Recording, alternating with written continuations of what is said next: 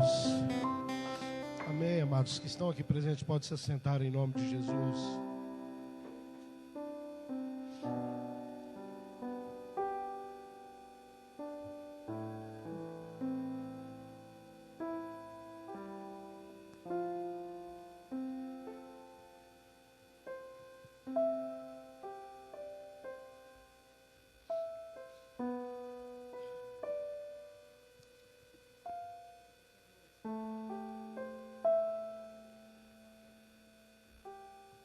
Um lencinho de papel para mim, por favor. Amém. Glória a Deus, queridos. A vontade é de ficar prostrado e... Obrigado, querido.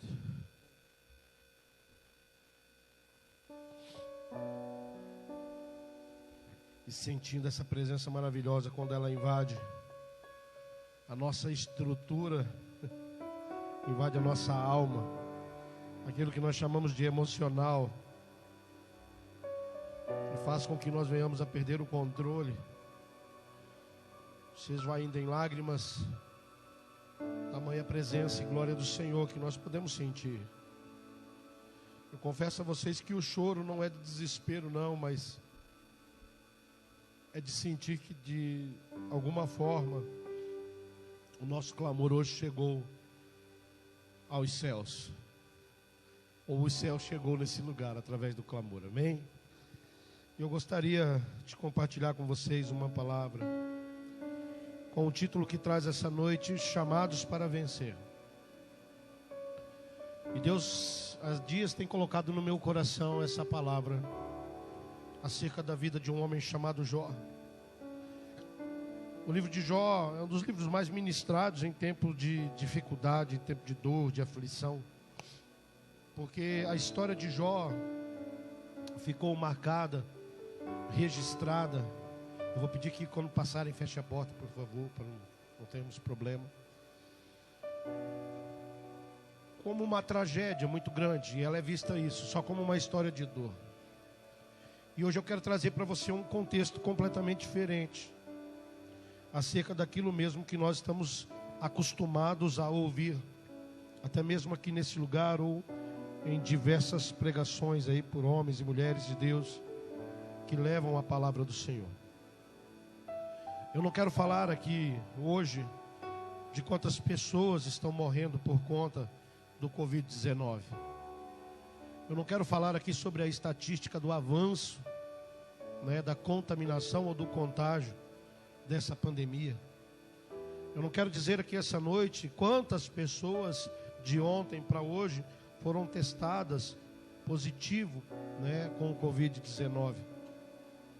Também não quero dizer de como isso é ruim e afeta a economia do nosso estado, da nossa cidade, da nossa vida pessoal.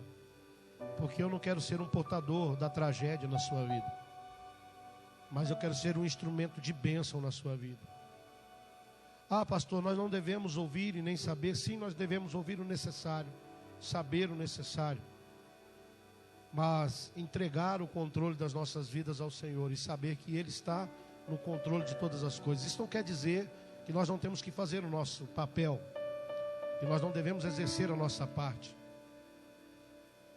Eu vinha dizendo para minha filha no carro que aqui na igreja, na Hipercentral de Campo Grande, essa igreja não vai ser vista como a igreja que desobedeceu os decretos, como uma igreja que desafiou as autoridades. Não, essa igreja vai ser vista como uma igreja obediente, que em primeiro lugar obedece a Deus. E se Deus não falou para desobedecer o homem, pelo contrário, Deus diz na sua palavra que nós devemos nos sujeitar às autoridades que regem esse mundo. E assim nós o fazemos.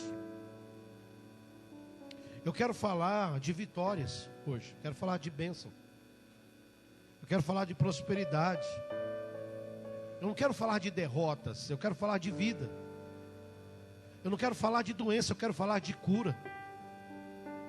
Eu não quero falar naquilo que te traz o desânimo, mas falar para você aquilo que te dá a esperança do amanhã.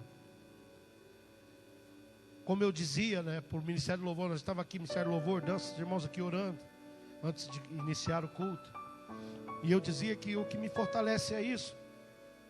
É que quando a desesperança bate a minha porta, eu digo: ei, eu tenho um Deus que é muito maior do que você.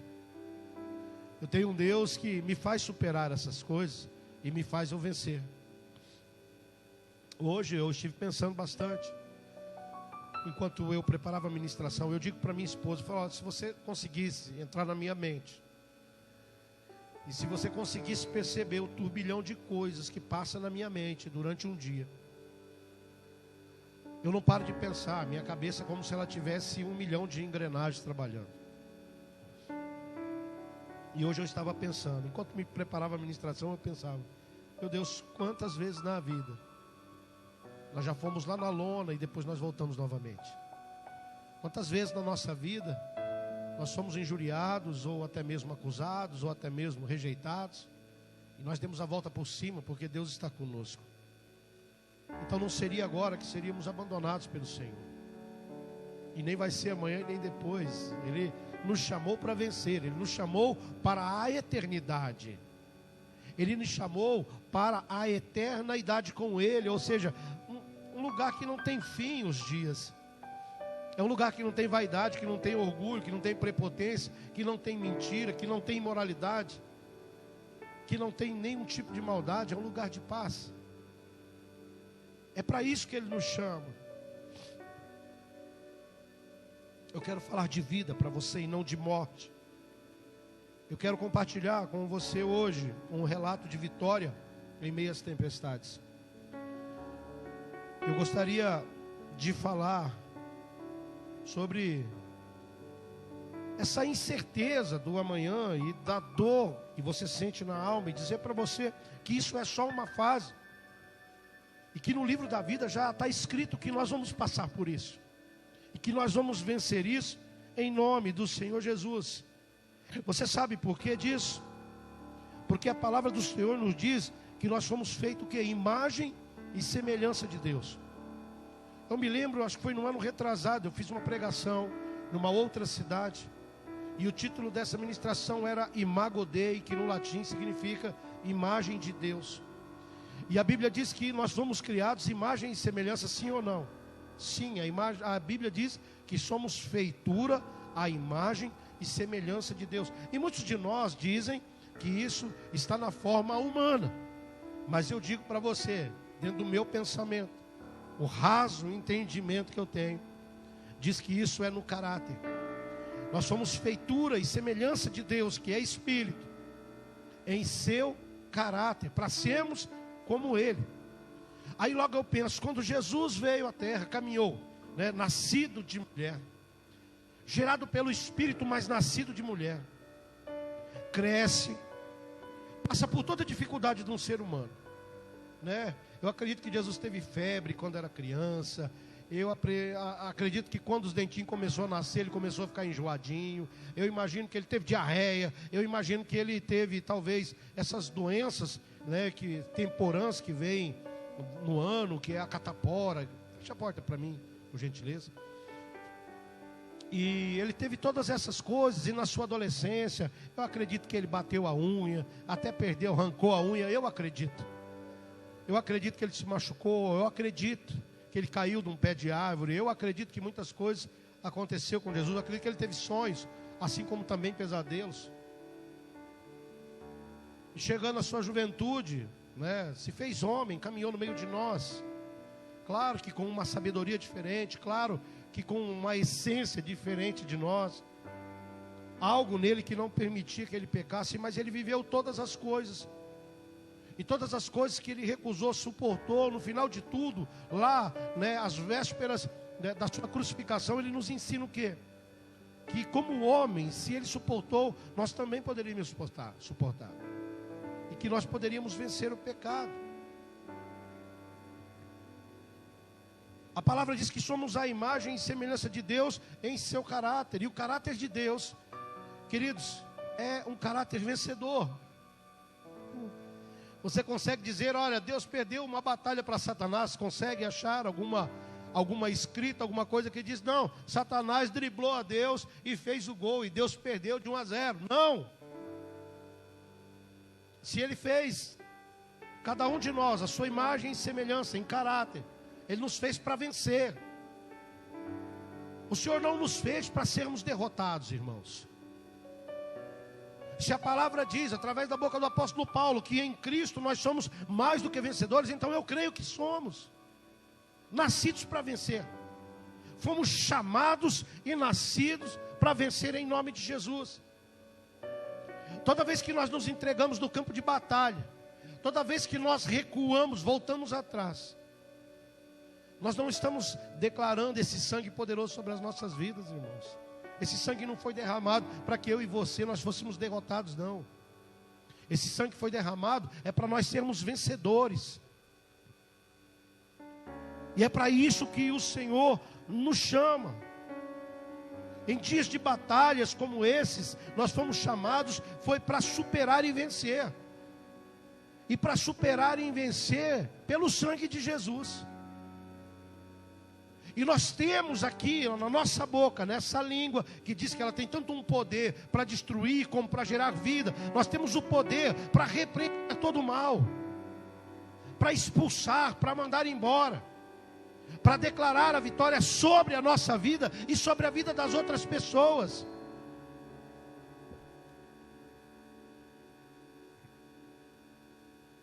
Eu quero que você abra sua Bíblia lá no livro de Jó. Hoje o texto não vai começar no capítulo 1 não, vai ser lá no capítulo 19, Jó capítulo 19. Jó capítulo 19, e eu quero ler a partir do versículo 23.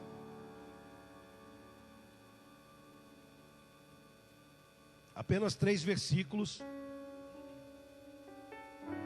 para trazer ao nosso entendimento a base daquilo que nós queremos entender essa noite, aquilo que Deus colocou no meu coração, e eu quero que você entenda da melhor forma possível. A palavra do Senhor diz em Jó, capítulo 19, versículo de número 23.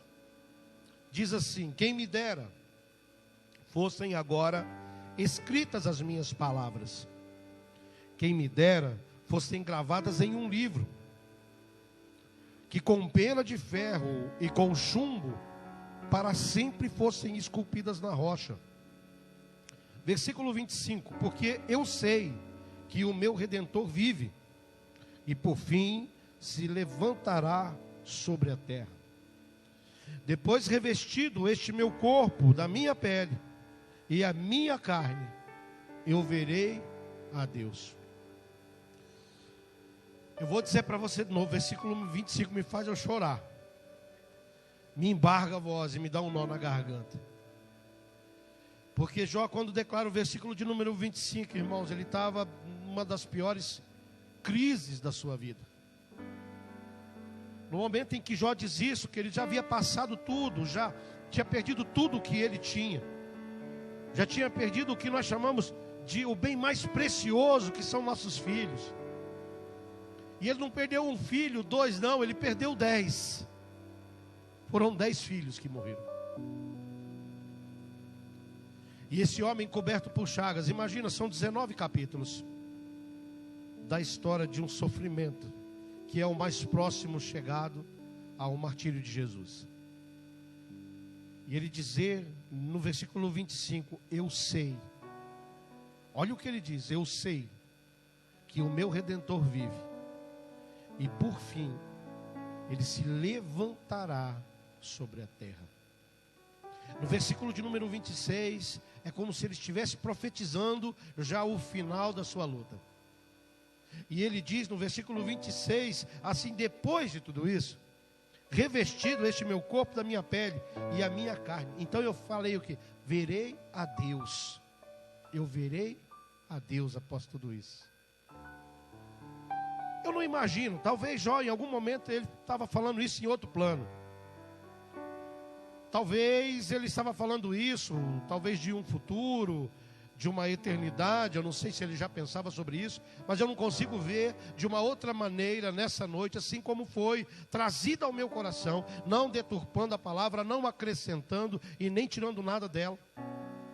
Mas eu consigo ver assim como se ele estivesse declarando, e depois dessa luta toda, depois da minha saúde restaurada, depois dessas chagas fechadas, depois da minha saúde restabelecida, eu verei a Deus, eu terei contato com Ele, eu serei mais íntimo dEle, porque Ele me fez passar por todas essas provas.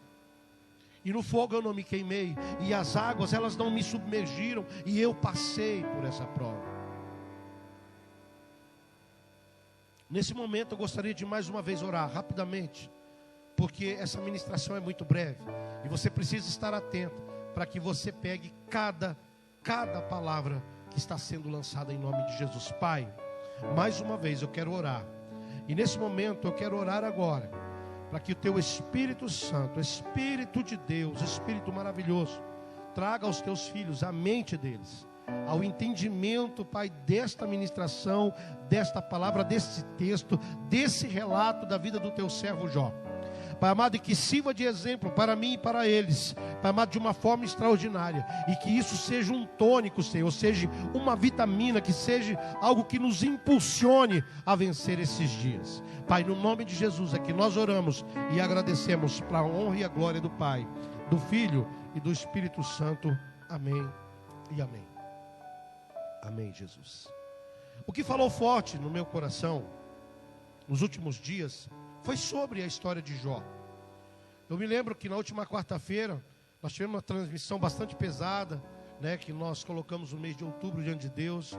Tivemos problema com a internet, talvez ela não ficou assim muito boa na íntegra, mas próxima quarta agora nós faremos aqui da igreja e nós estaremos consagrando junto com os irmãos 2 meses, né, outubro e novembro. Eu quero fazer em outros lugares, na empresa de outros irmãos, nas casas, né? Mas vamos esperar pelo menos mais uma semana, ver como vai ficar essa questão de pandemia. Então nós vamos continuar, porque foi uma experiência bacana.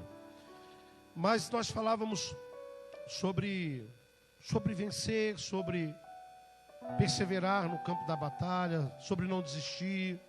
Nós falamos lá sobre os valentes de Davi, aqueles homens que transpassam o lugar do inimigo, que vão buscar a água para o seu rei. E Deus falou tremendamente nos nossos corações. E na última vez nós falamos... Qual foi mesmo a passagem da última vez? Ah, você não estava prestando atenção no culto, né? Está aqui na ponta da língua, mas foge. Quem assistiu a live aí lembra do que nós falamos. Tá fácil, está aqui, ó. Eita, coisa boa, tal do iPad. Ela trazia o título Deus cuida de mim. Não queria abrir, mas vou abrir. Isaías capítulo 49. Nós falamos sobre o cuidado e o amor de Deus sobre as nossas vidas, irmãos. Foi sobre isso que nós falamos. Nós falamos sobre um Deus que nos ama, um Deus que cuida de nós, um Deus que a todo momento está amando, cuidando dos seus filhos. E nós lembramos esse momento em que Jerusalém está sitiada. Nós lembramos esse momento do sítio de Jerusalém, não, mas do cativeiro babilônico, que durou cerca de 70 anos e um pouquinho mais, onde gerações nasceram dentro daquela escravidão. E nós falamos de um momento em que Deus levanta um homem chamado Ciro, um rei, né, medo persa, que foi levantado por Deus para tirar aquele povo do cativeiro.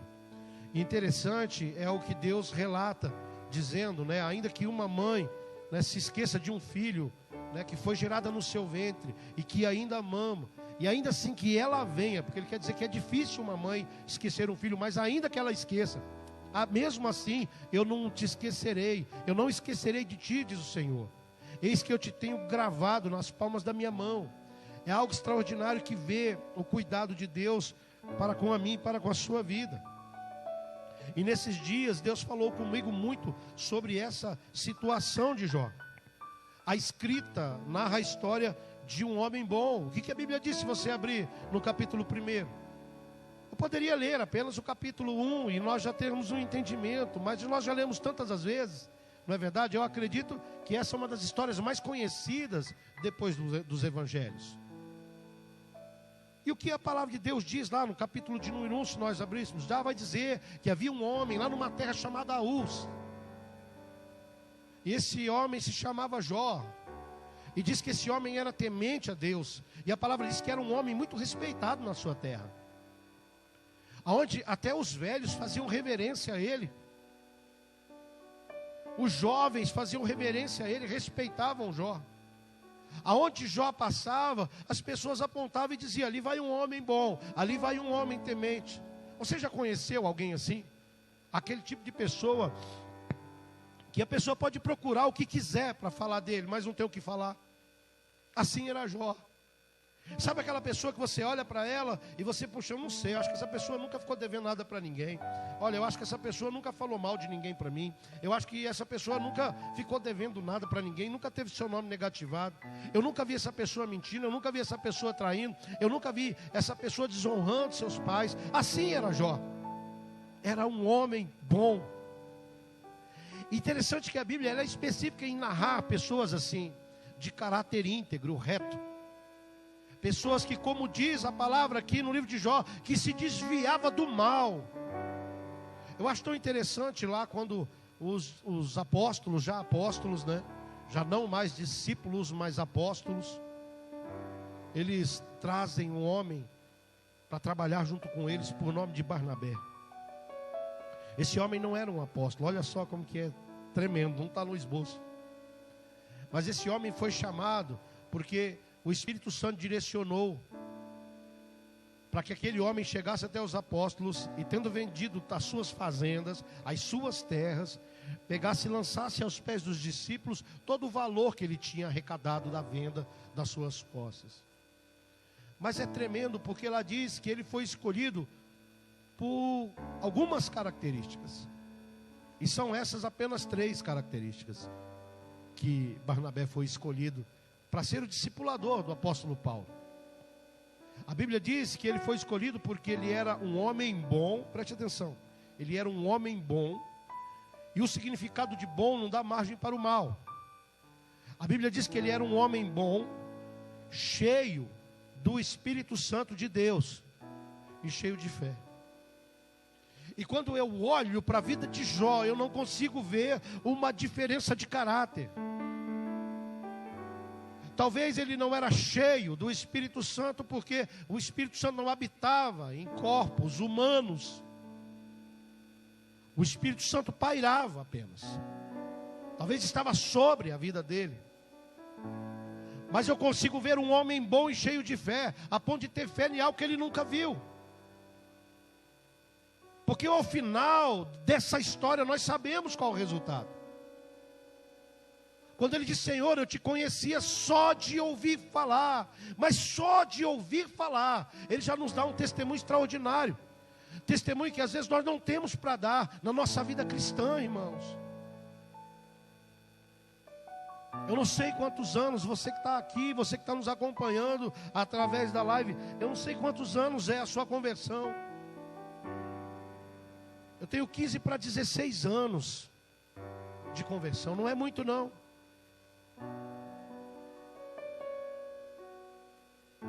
Mas será que pelos seus 10, 20, 30, 40, 50 anos de conversão você tem um testemunho como esse? E eu digo isso porque nós levantamos a mão e começou a ensinar Jó como ele deveria fazer. Ele simplesmente fazia porque ele acreditava. E ele acreditava como a carta aos Hebreus recomenda que nós venhamos a acreditar. Naquilo que a gente não vê, mas sabe que existe. Naquilo que não é plausível, apalpável, mas que nós sabemos que existe. Porque sem essa fé nós não podemos agradar a Deus. Então é desse tipo de pessoa que nós estamos falando, de um homem bom, temente a Deus e muitíssimo próspero na terra. Quem aqui não gosta de prosperidade? Quem não gosta de ter uma vida tranquila, né? Ao longo da minha vida eu vi a mudança das pessoas. Eu vejo as pessoas às vezes tendo uma vida assim. Na minha vida foi assim. Eu estava lembrando que nós íamos no açougue um tempo. Eu acho que isso foi ainda na década de 90, quando nós viemos para Campo Grande. E como eu ganhava muito pouco e não tinha dinheiro, um tempo de crise, eu ia no açougue e comprava. Tinha 2 tipos de carne que eu comprava. Eu comprava uma 100, né, que era a carne mais barata na época, uma segunda, ou se não aquele agulha. Eu Porque o miolo da agulha ainda é macio, né? A agulha, eu acho ela macia, mas ela tem um monte de coisinha no meio. E eu comprava essas carnes mais baratas, e quando eu levava para casa, minha esposa separava ali os cebinhos, as gordurinhas, e cortava pedacinho para a gente comer. E quando o dinheiro não dava para comprar uma carne como essa, nós comprávamos dorso de frango. Você já comprou? Já comeu dorso de frango? É bom para fazer caldo, né? Fazer canja de galinha. E como eu sempre gostei de franguinho frito, eu lembro da minha esposa fritando, bem fritinho os dorsos, porque daí eu comia com ossinho e tudo. E depois foi mudando, não é verdade? Né? Agora eu bebo até água com gás, quando eu não trago, meus discípulos trazem. Água que faz tss, né? E a gente vai mudando, a gente vai ficando mais refinado, já gosta de comer uma picanha, um contrafilé, um negócio mais ou menos assim. E a gente vai mudando gradativamente. E mudar assim não é errado. Errado é você esquecer quem você era lá atrás. Errado é você esquecer de onde foi que você saiu. Errado é você ser ingrato, porque se Deus fez com que você crescesse, você deve ser grato a Ele. Por que eu estou dizendo isso? Porque Jó era assim. Ele era muitíssimo próspero. E interessante que ele é tido como o homem mais rico do Oriente. Por quê? Porque Deus o abençoava tanto que quando Deus se reúne com os anjos e vai o diabo lá no meio deles e chega lá e Deus pergunta: onde vens? Ele de rodear a terra, passear por ele. Aí Deus faz essa célebre pergunta a Satanás: você tem visto Jó? E é como Satanás faz: como não tenho visto? Como eu não posso ver? Eu tenho visto muito, só que eu não posso tocar nele, porque é um ungido seu. Porque o Senhor tem abençoado ele. Porque o Senhor tem feito com que os seus bens multipliquem na terra. O Senhor tem o cercado com uma sebe. Sebe é uma planta que tem lá naquela região de Israel, que é o tipo de cerca viva. Eu já ministrei sobre isso. E a cerca viva é interessante, né? Ela vai trançando, ela se torna um muro. Mas essa sebe a qual Satanás se refere, é um tipo de cerca viva que ela fecha de tal maneira que até animaizinhos pequenos é difícil passar por ela. E ele diz para Deus: você cerca ele de tal maneira que fica intransponível, impossível de tocá-lo, de atingi-lo. Mas por que era assim, Jó? Porque Deus o abençoava. E quanto mais Deus o abençoava, mais ele era grato a Deus. Ele era um homem tão grato a Deus que se ele pensasse, imaginasse que um dos seus filhos blasfemaram contra esse Deus a qual Jó adorava, então ele ia lá e queimava um boi para cada filho. Ele sacrificava um animal e ele lá aspergia o sangue e tirava a gordura, esquartejava, queimava tudo e oferecia a Deus: Deus perdoe. Eles não sabem o que estão dizendo. Caso eles tenham feito isso, porque Jó nem sabia se eles tinham pecado ou não contra Deus. E assim Jó era abençoado na terra. Nada lhe faltava, pelo contrário, ele tinha tudo. Tanto que ele é muito injustiçado pelos amigos da onça que vão lá, né, tentar consolar a dor daquele homem coberto de lepra, né, da planta dos pés ao alto da cabeça. Um homem sofrendo, que diz que ele tinha como seu companheiro um caco de telha, a qual ele coçava suas feridas, que deveria incomodar muito. Imagina, se você tem um pelo, um poro seu, né, um cabelinho que fica inflamado. Eu já estava olhando na minha perna, estava doendo, eu fui olhar, tinha um cabelinho na minha perna doendo. Eu fui ver aquele cabelinho que nasce para dentro. E incomoda. Quem já se incomodou com isso? Isso dá na gente, no corpo, enfim, várias áreas do corpo.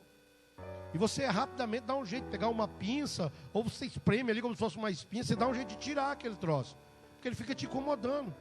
Eu fui perceber que quando eu sentava na cadeira, bem aqui, próximo a essa junção aqui, atrás do joelho, eu percebi que quando eu sentava na cadeira, estava doendo. Eu fui passar a mão e ver, a gente é curioso, né? Agora tem como olhar, gordo, pega, tira foto. Aí eu tirei a foto, eu vi que era um pelinho, foi lá e já exprimiu o bicho, e já não incomodou mais. Amanhã ele vai estar seco. Agora imagina um homem da planta do pé, irmãos, da planta do pé, a planta do pé até o alto da cabeça, quer dizer, da extremidade dos seus pés ao alto da sua cabeça, ser acometido de ferida. Você já estudou sobre a lepra? A lepra, ela atinge um grau, e quando ela chega mais ou menos ali num estágio, antes de matar a pessoa, ela começa a derrubar partes da pessoa. Cai a orelha, cai uma parte do nariz, cai as unhas, Vai cair nas coisas. Simplesmente cai. Quem assistiu aquele filme do palhaço It? Quem assistiu? O 1 e o 2? Vocês não vão para o céu não, hein, assistindo essas coisas. Mas aí nós temos que pedir perdão junto, porque eu assisto também. Mas olha que interessante, lá tem um leproso. Aparece um leproso que assombra um daqueles meninos. Vocês já viram aquele menino hipocondríaco, a mãe fazia ele tomar remédio por qualquer coisa? Mandava o farmacêutico manipular o placebo, ou seja, aqueles remédios que não têm eficácia, mas a pessoa toma porque o problema dela é muito mais emocional ali do que realmente um físico patológico. E aparecia para ele e assombrava, era um leproso, que não tinha nariz, não tinha orelha, todo cheio de ferida. Assim era Jó. Assim era Jó, assim Jó estava. Mas voltando a falar sobre essa situação desse homem, antes de acontecer tudo isso, da prosperidade que havia sobre a vida dele, e sobre o respeito, porque todos amavam a Jó, todos respeitavam, todos diziam coisas boas ao respeito de Jó. Eu queria, irmãos, verdadeiramente, que as pessoas olhassem para mim e tivessem sobre mim o pensamento de Jó, que eles tinham sobre a vida de Jó. Eu só não sei se eu tenho, ou se eu tive as atitudes que Jó teve. Mas em determinado tempo da sua vida, tudo se torna um caos. O que é um caos? É um estado de desordem. Então o caos se estabelece, assim, da noite para o dia. Ele dorme bem num dia, no outro dia, quando ele levanta, feliz da vida. Então de repente já vem um e fala assim, estava trabalhando e não sei o que, e veio os caldeus, e aí matou todo mundo, só eu sobrei para te trazer-te a nova. Estava com os camelos e não sei o que, tocaram fogo, mataram tudo, roubaram os camelos, só eu sobrei para dizer-te a nova. E começou a vir um atrás do outro. Nós sabemos lá da situação onde que Deus permite Satanás de atacar esse homem. Nós conhecemos muito bem capítulo 1 e 2 do livro de Jó, que fala sobre esse sofrimento. Nós conhecemos até como a palma da mão. E nós até repetimos, Deus deu, Deus levou, bendito seja o nome do Senhor. Recebemos o bem, não receberíamos também o mal. Nu eu saí, nu eu retornarei, bendito seja o nome do Senhor. É como se fosse frases montadas para que nós viemos a falar repetidamente. Não, mas é porque nós já ouvimos muito. E nós conhecemos a história. O mundo secular conhece a história de Jó, tanto que eles falam sobre paciência. A paciência de Jó. Senhor, dá-me a paciência de Jó. Cuidado, não peça isso a Deus. Mesmo porque Jó não teve paciência. Jó foi obrigado a viver aquela situação. Jó tinha duas coisas que ele poderia ter feito ali naquele momento. E ele escolheu a correta. Ele poderia ter aceitado a sugestão da sua mulher, quando essa mulher diz assim para ele: amaldiçoa logo esse Deus e morre. Ô Bruno, essa mesma imagem aqui está na casa? Não, né? Não, né? É que eu estou vendo essa imagem aqui e aqui. A imagem que está na casa não. Beleza. Ele poderia ter aceitado essa opção. Talvez essa opção é: dá cabo logo, amaldiçoa a Deus que Ele te mata e você morre. Ou não, amaldiçoa a Deus e acaba logo você mesmo com a sua vida. Cessa esse sofrimento, porque eu não aguento mais ver você assim. Isso era uma opção de Jó, acabar com o seu sofrimento amaldiçoando a Deus, talvez tirando a sua própria vida. E a outra opção que Jó tinha era de superar tudo aquilo. E de acreditar que de alguma forma o alento, a bênção, a cura, o milagre, a restituição, o cessar da dor viria mais cedo ou mais tarde. Ele profetizava isso a cada dia. E graças a Deus ele optou por isso, em não amaldiçoar a Deus e passar por essa situação. Eu imagino que de todas as percas que teve Jó, a mais difícil é quando chega um homem e diz: olha, os seus filhos estavam lá na casa do seu primogênito, do irmão mais velho, e suas filhas também estavam lá, e junto eles festejavam, junto eles comemoravam. E veio um vento e bateu nos 4 cantos da casa onde eles estavam, e todos eles morreram. Todos eles, absolutamente todos morreram. Só eu sobrei para dizer-te a nova. Meu Deus, irmãos. Isso é quando o ser humano acha que o dinheiro é tudo. É quando você vai da prosperidade à falência. Mas no final de tudo você vai ver que a vida daqueles que estão ao seu redor vale muito mais do que dinheiro. Tanto que Satanás fala. Na segunda ida de Satanás até Deus, fala assim, pele por pele. Pois tudo quanto ele tem, ele dá pela sua saúde. Imagina a vida de um filho.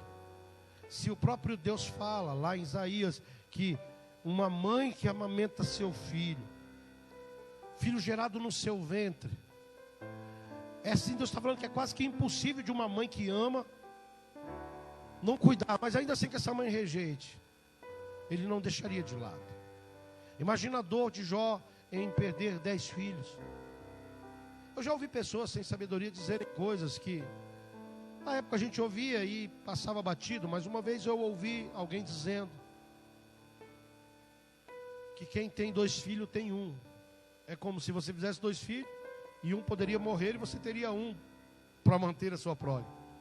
E eu ouvi isso uma vez, quando nós tivemos uma perca na nossa família. E o filho primogênito do meu irmão, o neto primogênito da minha mãe, hoje a Thaís é a primogênita, né, a Roberta. E nós perdemos o Tiago, com 4 anos de meningite, morava em Rondonópolis. E eu ouvi alguém dizer isso. Ah, quem tem 2 tem um, se eles tivessem 2 filhos, não sofreria tanto. Hoje eu digo, que palavra sem sabedoria. Eu aconselho, não diga isso para uma pessoa que sofreu uma perca. Porque todos os filhos têm o mesmo valor.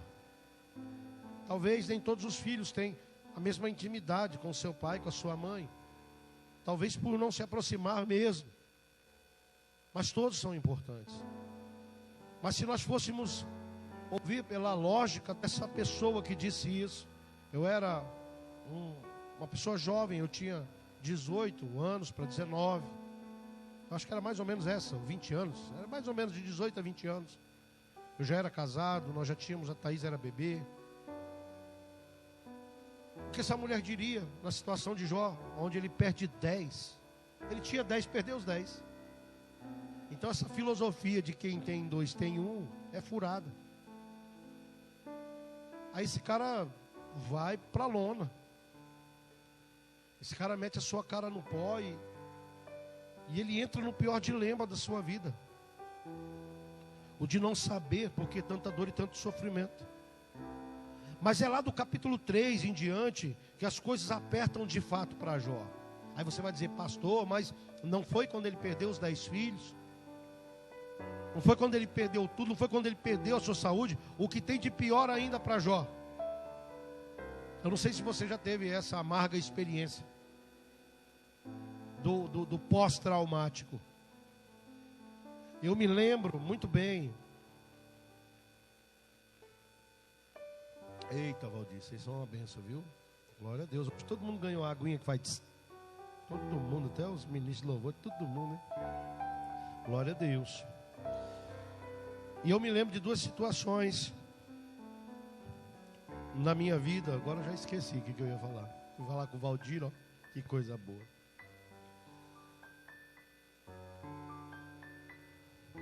Sim, eu falei do pós-traumático, né? E eu lembro quando meu pai faleceu no ano de 2005. Foi em janeiro, né, de 2005. E o meu pai faleceu e eu fui lá para Dourados. Eu nunca fui um filho assim, apesar de ser o caçula, eu nunca fui muito ligado. Brigava muito com meu pai. Mas como eu conto os testemunhos, né, Deus falou antes mesmo da minha conversão no meu coração e me ensinou a ir lá e ter um bom relacionamento. Eu tive 5 anos de um bom relacionamento com o meu pai que eu não tinha tido na vida inteira. Ou seja, dos 25 aos 30 anos de idade, eu tive um relacionamento com o meu pai. E quando meu pai faleceu, eu fui o único filho que ficou ali colado, grudado. Toda minha irmã chorava, meus irmãos, tudo. Dos meus 2 irmãos e minha irmã. Mas eu sentei e fiquei do lado do caixão e fiquei a noite inteira. E ficava segurando, ele era como eu, assim, eu sou como ele. Né? O hábito de deixar a unha crescer não é para coçar e tirar a catota do nariz. Mas é porque o meu pai deixava e eu via. Observo isso do João, fazer algumas coisas que eu tenho o costume de fazer. E eu ficava ali mexendo na unha dele. Meu pai tinha um suor muito forte, eu conseguia sentir o suor no corpo dele, enquanto ele era velado. E enterramos o meu pai, e fomos lá para a casa da minha mãe, posamos lá, e no outro dia nós íamos embora. E somente no outro dia, quando eu vinha de carro, a Thaís vinha dormindo lá atrás, já tinha a Bia, né? Só a Bia, né? Era a Bia, então, que vinha dormir no banco de trás. Eu vinha vindo pensando em tudo que aconteceu. De repente tomou conta do meu coração um desespero muito grande. E logo após aquelas vilas que você passa, vindo de Dourados para cá, a última das vilas, antes de você chegar lá no trevo lá de Rio Brilhante, eu encostei o carro no acostamento. Minha esposa estava dormindo, porque tinha 2 noites sem dormir junto comigo. E eu comecei a chorar num descontrole muito grande. Comecei a chorar. E não era comum me ver chorar. Isso foi um evento pós-traumático. Caiu a ficha. Plim. Meu pai morreu. 2 dias depois. Em agosto desse mesmo ano, eu perdi o meu irmão. Com 37 anos de idade, de um ataque no coração fulminante, que chama infarto agudo do miocárdio. E eu fui até a casa do meu irmão.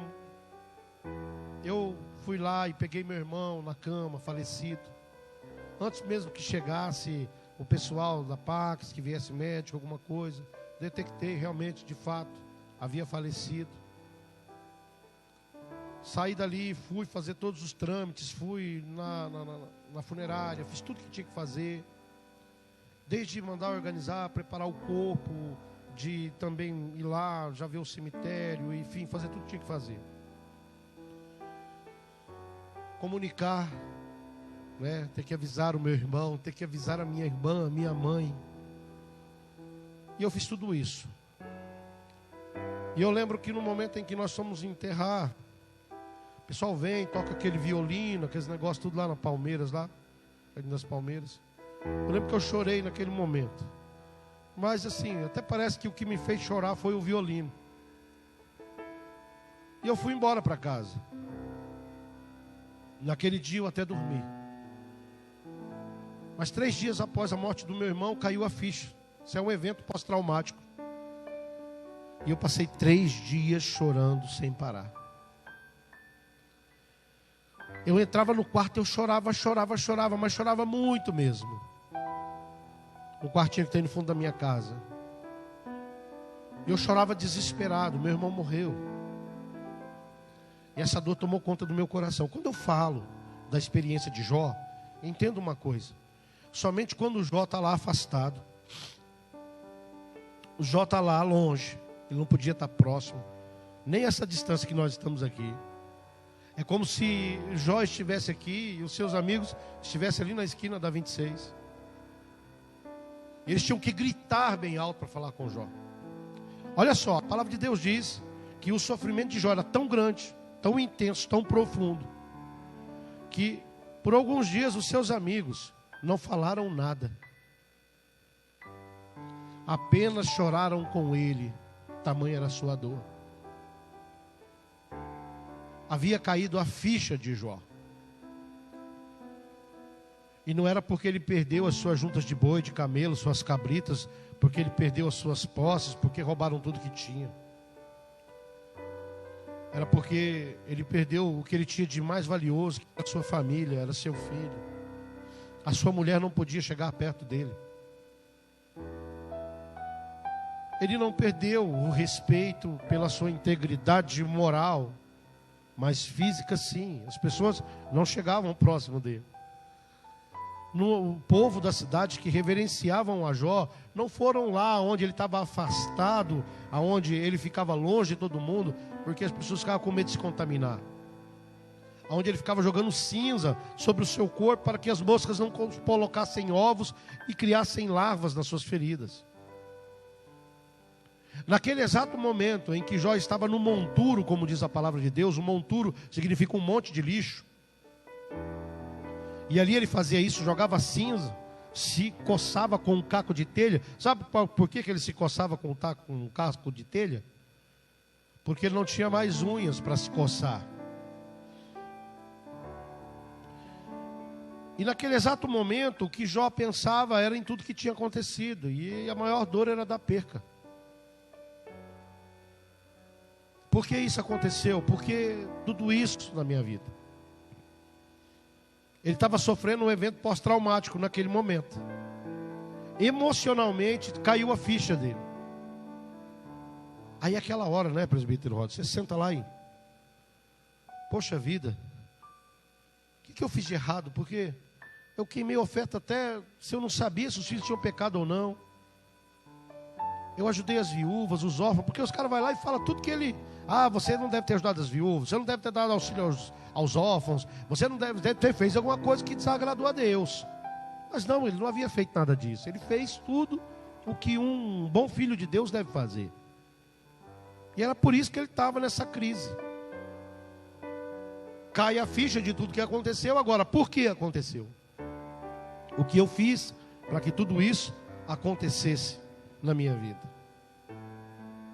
Ele viveu tudo que ele viveu no calor do momento. Ele declarou aquilo que estava no seu coração, mas agora ele está só mergulhado em pensamentos, buscando um sentido para tudo isso. Porque ele fala, Deus deu, Deus levou, bendito seja o nome do Senhor, o Senhor dá, o Senhor tira. Ó, não eu saí, não eu retornar. E tudo isso ele falou. E com tudo isso, Jó não pecou contra Deus. Ele disse isso porque o seu coração estava cheio. Mas talvez depois, lá na frente, talvez ele não fosse dizer. Porque agora caiu a ficha da tragédia. Da dor, a luta, o sofrimento. Suas emoções, suas dúvidas. Você sabe qual era o maior dilema de Jó? O maior dilema de Jó era não entender por que ele estava passando por aquilo. Quantas pessoas no nosso meio não deve estar com esse dilema? Por que tudo isso?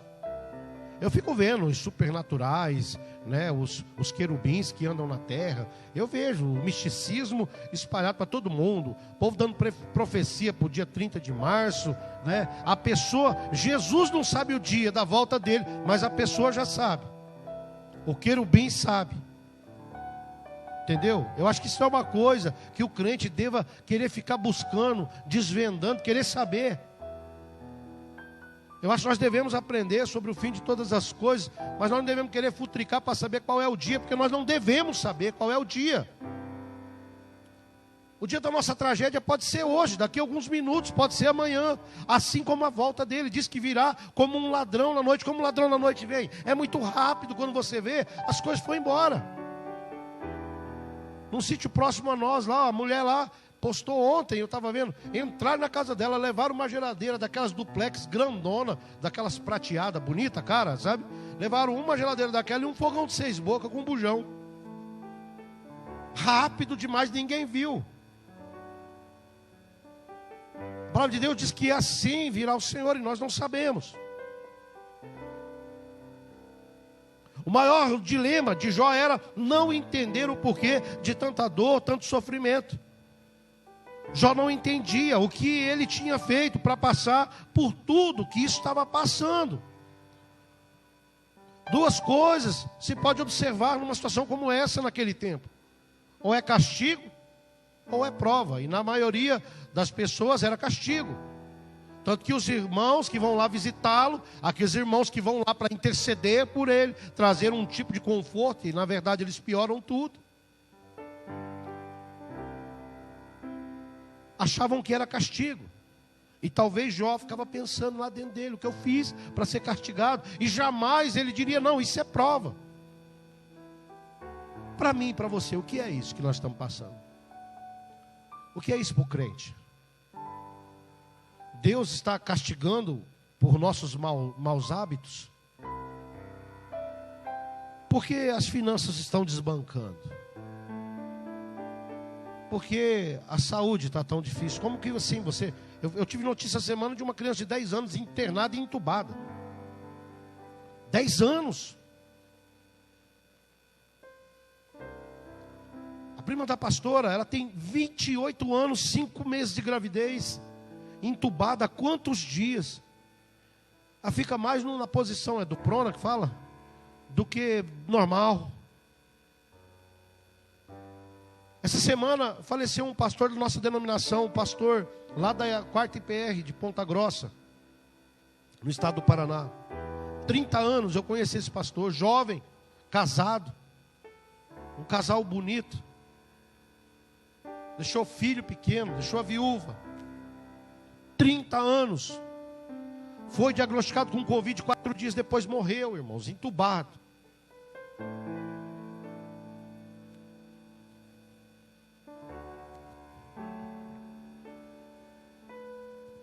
E talvez a gente fique pensando isso.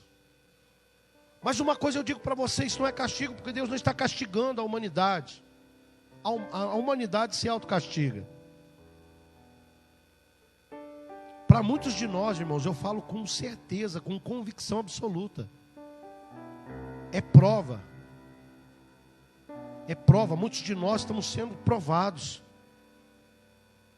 Deus não castiga, mas Deus prova a sua fé.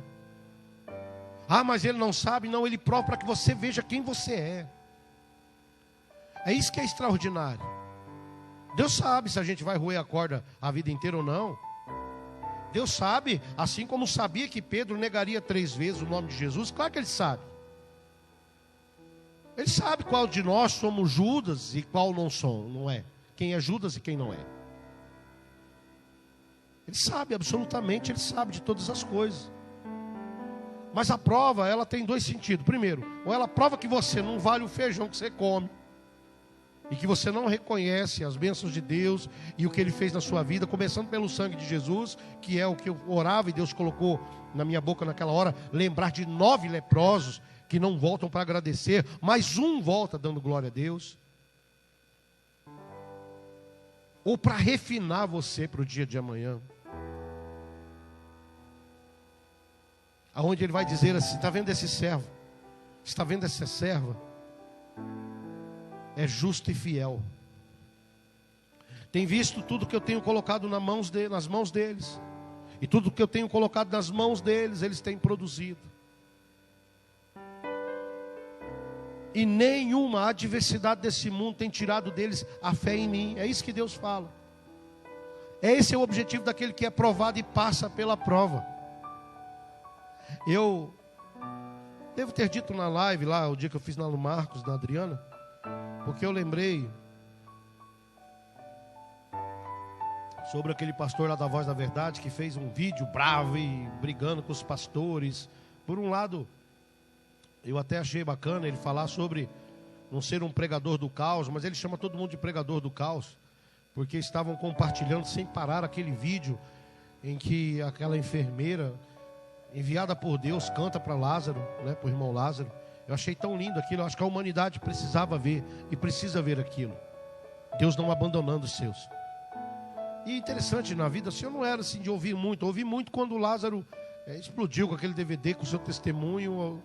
Mas depois não era hábito meu ouvir as canções do irmão Lázaro, como nós ouvimos Fernandinho e muitos outros que a gente escuta. Mas que profundidade tinha nas letras das suas músicas? Faz tanto sentido depois que ele morreu, né? Eu vou passando pela prova e dando glória a Deus, glória a Deus, glória a Deus. Passar pela prova e dando glória a Deus. É tão interessante ele falar: por que você me resgatou, por que você me trouxe aqui. Por que, Senhor? Por que me queres tanto assim? Porque eu errei muito, mas eu cheguei ao entendimento. A letra da canção diz isso. É como se Deus falasse para mim: mas eu te amo tanto, mas tanto, tanto, que eu trouxe você para mim. Interessante. Até naquela música lá do Pom Pom Pom Pom lá, que ele fala que ele não quer mais esse mundo, que ele não quer vir mais para cá. Interessante, preste atenção nas letras. Isso não é mensagem subliminar, não. Isso são canções que foram criadas por quem entendeu. Esse é o entendimento sublime, que é o entendimento que o apóstolo Paulo, quando ele diz assim: olha, o meu viver é Cristo e o meu morrer é lucro. O dia da minha morte será o dia do meu lucro. Você tem que estar lá no ápice da sua fé para você entender isso. Quando eu vejo aquela mulher cantando aquela canção, Deus não rejeita a oração, e ele ali deitado, sendo preparado agora, naquele momento ele ia ser aplicado nele a sedação, e na sequência ia ser inserido o tubo. Você vê ela com o tubo na mão, você vê ela medindo aquele negócio que bota na boca, que abre, que amarra aqui atrás, você vê tudo isso. Ele ainda com a sua capacidade de pulmão escassa, ele ainda canta um pedacinho da música. E eu vejo ela arrumando a máscara dele, assim, os detalhes daquele vídeo. Eu falei assim, meu Deus, o Senhor é extraordinário. O Senhor manda naquele momento, naquela hora, e dizer assim, tá vendo? Sou eu que estou aqui cantando para você. Sou eu quem cuida de você. Mas as pessoas não entendem isso. As pessoas não veem isso. Mas independente do que fosse no coração de Jó, se era castigo ou se era prova, o importante disso tudo é que Jó não desistiu. Mesmo com as percas, ele não desistiu. Ele perseverou na sua prova. E é o que nós devemos fazer agora, é perseverar na prova. Ainda que em inúmeras vezes a fala de Jó parecia como a fala de quem queria desistir, ele não desistiu. É isso que eu explico às vezes. É errado você se cansar? Hoje eu conversando com um pastor que é muito mais experiente do que eu acho que ele tem uma experiência extraordinária, uma palavra fantástica. E eu pedi uma orientação a esse pastor a respeito do culto de hoje, porque nós estaríamos fazendo o culto após o toque de recolher, mas seria fechado, não teria, né, pessoas congregando, nem aglomeração, nem nada. Ele diz, não, o problema não está aí, né? É como o diácono Anderson falou para mim, o problema agora é quando a gente for embora, né, que a gente não passe em lugar que possa nos complicar a nossa vida. E ele falou assim, olha, eu não vou fazer hoje na minha igreja, eu vou fazer na minha casa, porque isso tudo está me cansando. Essa situação de fecha, abre, não sei o que, está me cansando. A igreja dele é uma bênção, assim como a nossa também. Todo lugar está tendo crentes querendo desistir, pulando fora do barco, achando que o problema está na igreja. O problema está na igreja, o problema está dentro de cada um de nós. Essa é a grande verdade. Até em nós, pastores. Naquela fala eu não disse nada, eu só agradeci, falei amém. Mas o cansando, aí eu falo para você, é errado. Não, não é errado.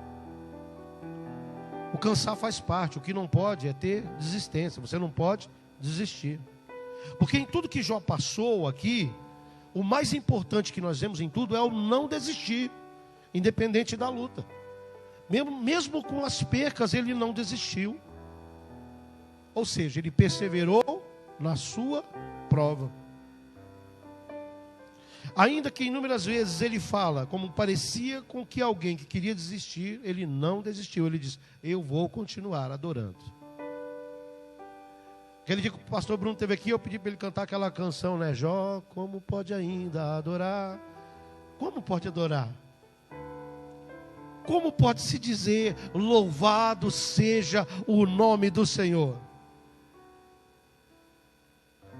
E para a gente fechar, né, esse sermão, a história de Jó, ela não é apenas uma história de sofrimento, de dor, de perca ou de paciência, como nós potencializamos isso. A história de Jó é uma história extraordinária. Coloca em seu coração essa palavra, extraordinária. Sabe do quê? De superação e vitória. Essa é a verdadeira história de Jó. A história de superação e vitória. É o relato fiel do amor de Deus e o seu desejo em ser conhecido verdadeiramente pela sua criação. E nós temos pregado isso, culto após culto. Você pode até não gostar muito do meu jeito de ser, de falar. Você pode até não gostar do timbre da minha voz, mas você não pode negar o fato de que essa igreja tem pregado nos últimos anos isso. Conhecer a Deus verdadeiramente, para então fazê-lo conhecido, como diz lá no Jocum, os jovens com uma missão. Conhecer a Deus e torná-lo conhecido. E nós vimos isso. O relato fiel do amor de Deus por um ser, por uma criação sua.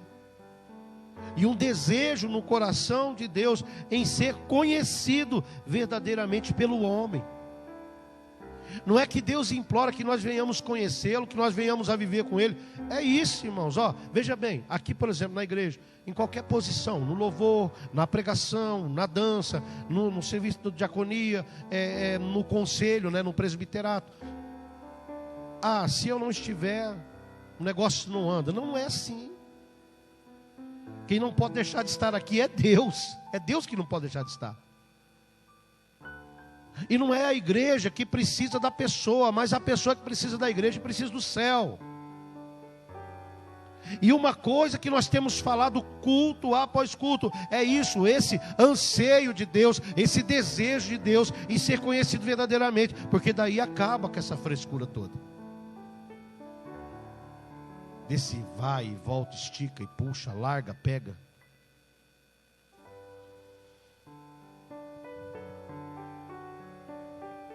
Mesmo em meio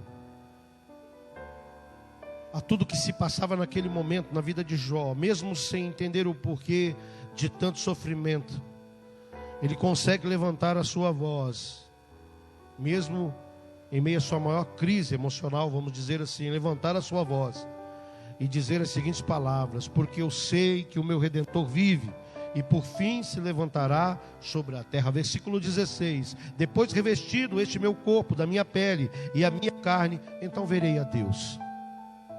Imagina. É como se ele gritasse assim: ei, eu fui chamado para vencer. Então eu não vou permitir que tudo isso que aconteceu não me traga uma resposta no final disso tudo, e eu não saia daqui realmente vencedor nesse Deus que eu não blasfemei contra Ele. Ele continuou acreditando, no meio da dor. E ao final, irmãos, posso pedir para o louvor subir?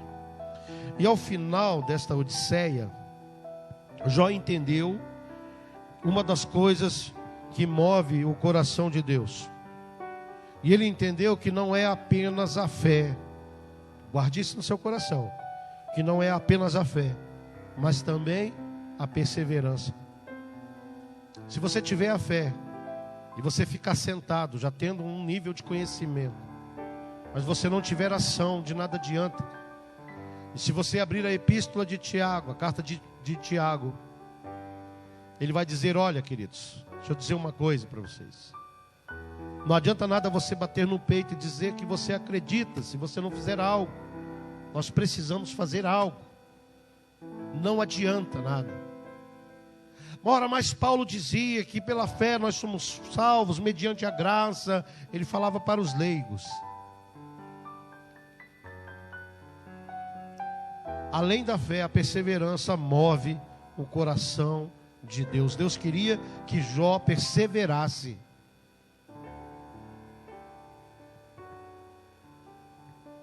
Jó perseverou até o fim, e por isso Deus lhe abençoou.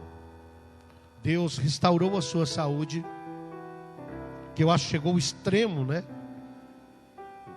Debilitado ao extremo, desenganado por todos e por muitos. Mas aqui diz que Deus restaurou e abençoou-lhe e restaurou a sua saúde. E na sequência Deus vai lá e abençoa a sua família e suas finanças. E ainda mais resolve Deus a acrescentar na vida desse homem mais 140 anos de vida.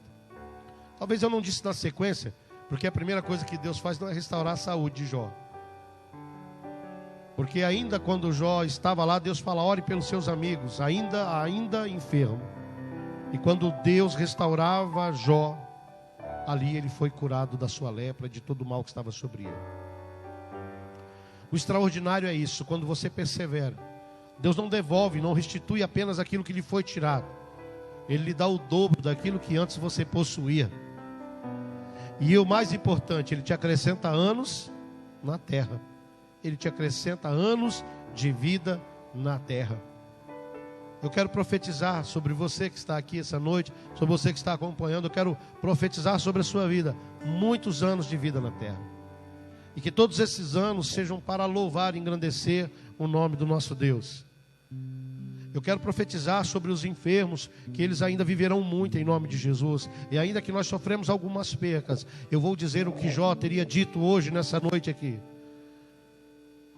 Nós temos recebido o bem, não receberíamos o mal. Deus deu e Deus levou.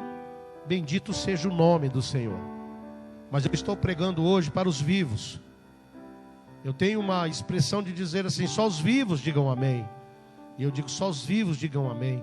Porque a palavra do amém é para você que está vivo, para você que ainda respira, para você que ainda ouve, para você que consegue ver e falar. A palavra que tudo que tem fôlego louve ao Senhor é para quem está vivo. E é isso que eu quero dizer essa noite. Que Deus acrescente na sua vida dias na terra, em nome de Jesus. Para finalizar a mensagem, Jó 42, versículo 12 ao 17. Depois de Jó ter falado com Deus, depois de Deus ter se apresentado a Jó, e Jó disse para ele assim: Senhor, eu te conhecia só de ouvir falar, mas agora os meus olhos te veem. E ele diz assim, a palavra do Senhor, Jó 42, versículo 12 ao 17. O autor escreve: assim abençoou o Senhor o último estado de Jó, mais do que o primeiro, porque veio a ter 14.000 ovelhas, 600.000 camelos, 1.000 juntas de bois e 1.000 jumentos. Também teve outros 7 filhos e 3 filhas. Chamou o nome da primeira de Gemima, da outra Késia e da terceira Queren-Hapuque. Em toda aquela terra não se acharam mulheres tão formosas como as filhas de Jó. E o seu pai lhes deu herança entre seus irmãos.